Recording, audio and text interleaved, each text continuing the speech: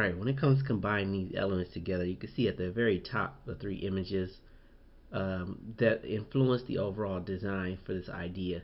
This video is sped up, so this is going much faster than it really is. So the drawing at the bottom is a plan view of the original toothbrush, and the one above it is the reimagined combined version of combining like the added like cultural beats and elements. So from my previous thumbnail, going back in and starting to break up and look to add some of the extra details.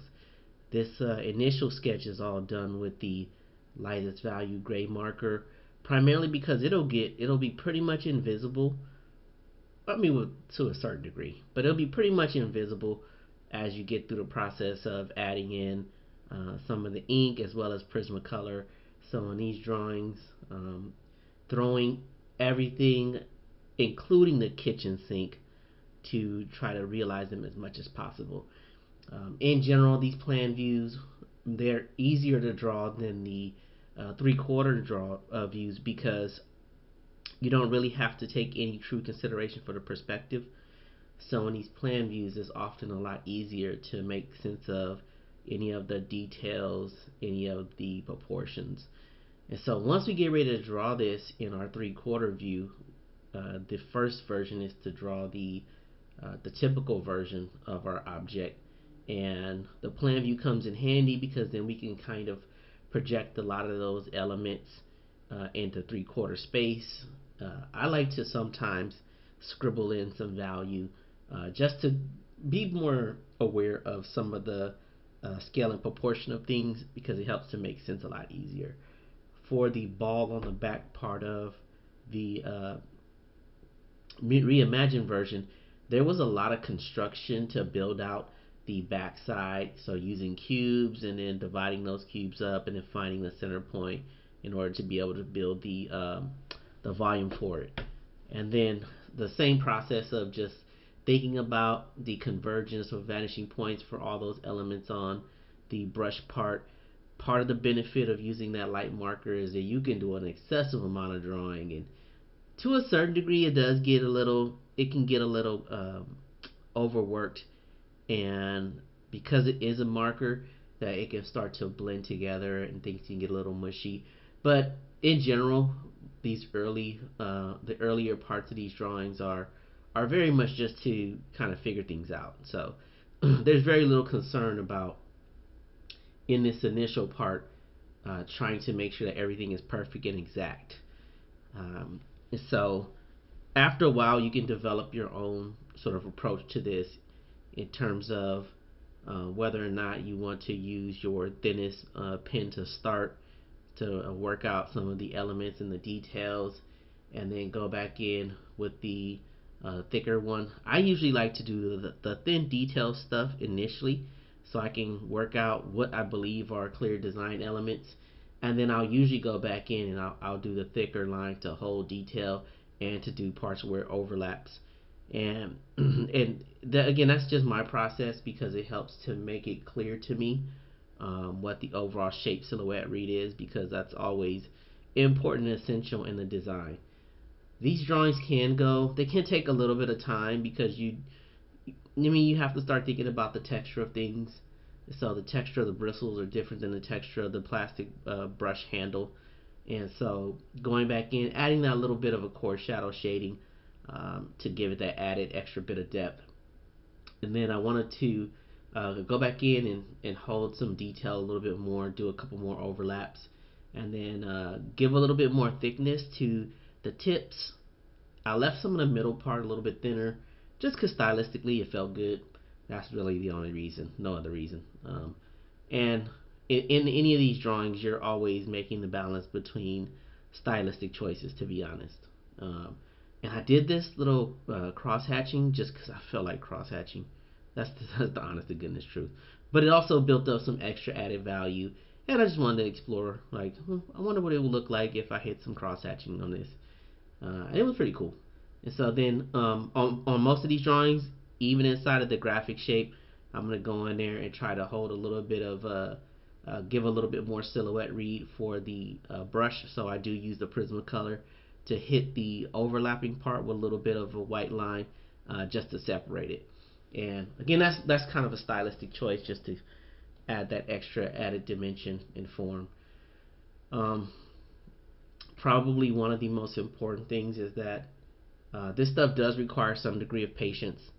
So if you're trying to rush through this, it's 100% going to be aggravating, um, because then you're going to potentially just be scrabbling without thought or intention. And these drawings, you do need to have some degree of intentionality with your design, because you're making really specific choices about the graphic elements that you're including, these cultural bits.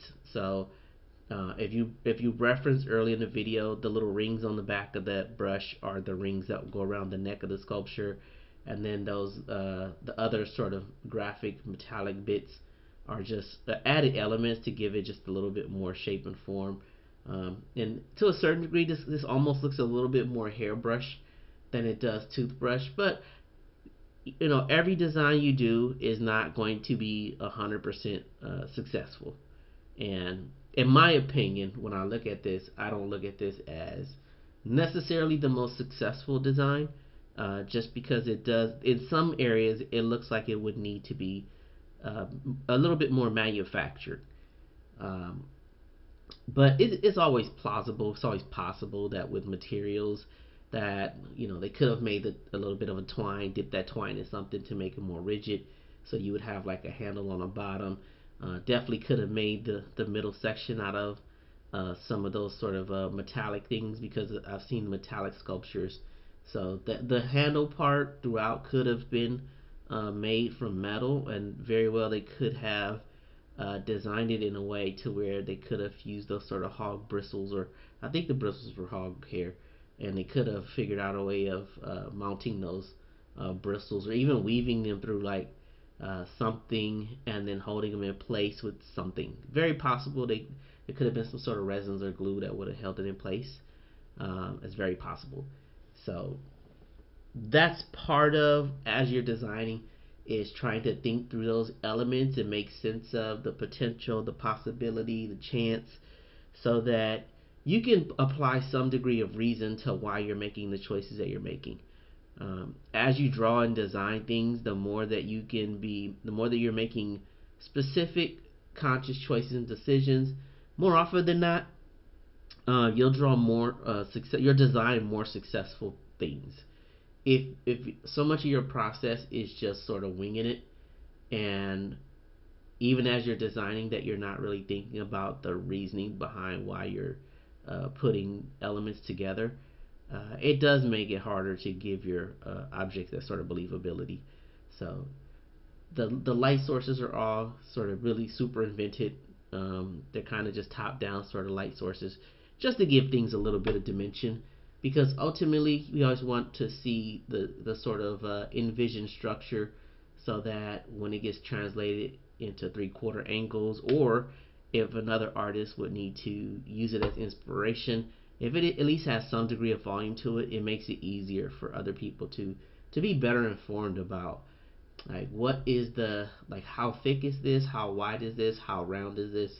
And again, when you're designing, it helps you to make better decisions about like how you should handle those approaches, or how you should handle those forms, because now you can make sense of, where should I put highlights, where should I put core shadow, and how do I make this feel dimensionally sound. um, so you see, even in here, in some areas, you can see that when I'm drawing, I am doing things that are much more arm based, and then there are moments where there are really small details where I do kind of revert to using, sometimes using the wrist, and some of it is a little bit of laziness, where he starts to get complacent, and you're like, yeah, draw with the arm, why?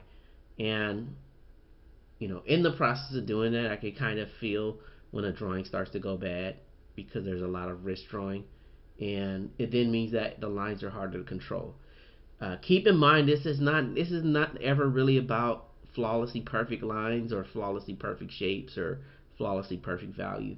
This is really about exploring, to a certain degree, taking some risks, making some mistakes, blowing some drawings. I mean, that's definitely part of the process. It's never really ever going to be that you have to make these spectacularly amazing drawings. So always keep that in mind, that you're making something up that doesn't even exist. So however you decide that that thing looks is how it's going to look. But we definitely want to do these plan drawings to give ourselves a chance to have a successful approach to combining these things, because anytime we start doing stuff in 3/4 or in any angle is going to be a little bit more difficult. Part of the benefit of starting your drawings with the very light marker is that you can still have some measure of if things are wrong. It's not that big of a deal. In addition, using your really light, like your number one or your .01 or whichever is your thinnest technical pen, starting with that one also makes it to where you can still figure out, plan out some of the elements if they're not quite working yet. And you can do a lot of, if you're using the side of that pen, you can sometimes draw really light lines that visually are hard to see.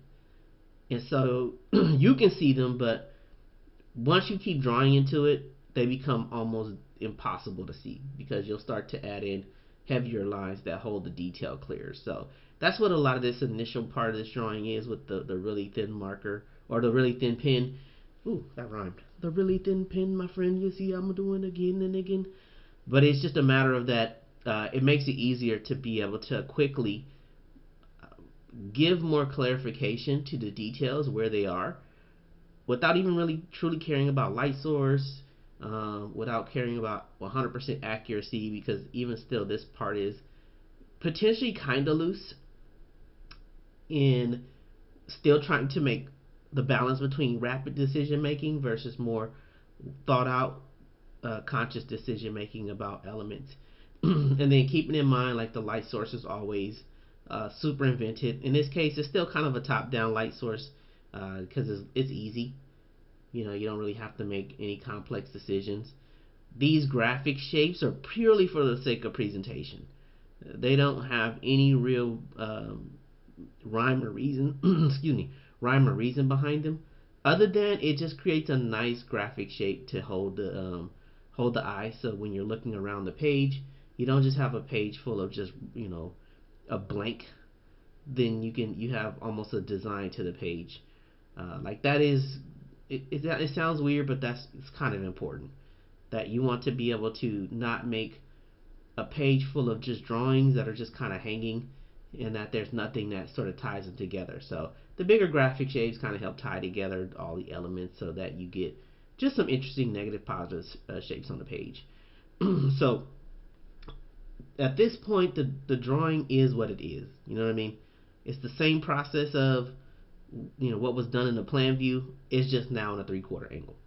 The process, the technique is not any different. It's going to be using that the really thin line to sort of plan out the smaller details, and then going back in with the heavier pen to start really trying to anchor some of the stuff down and to give better shape silhouette read. Sometimes again, like you even see here where I'm doing too much wrist drawing, mostly because I'm just really honing in on these tiny little details and really getting distracted by let me try to draw these details really good because this is on camera.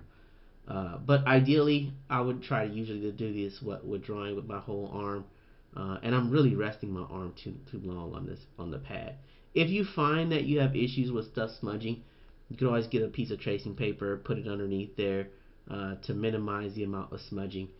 But again, process is pretty the same.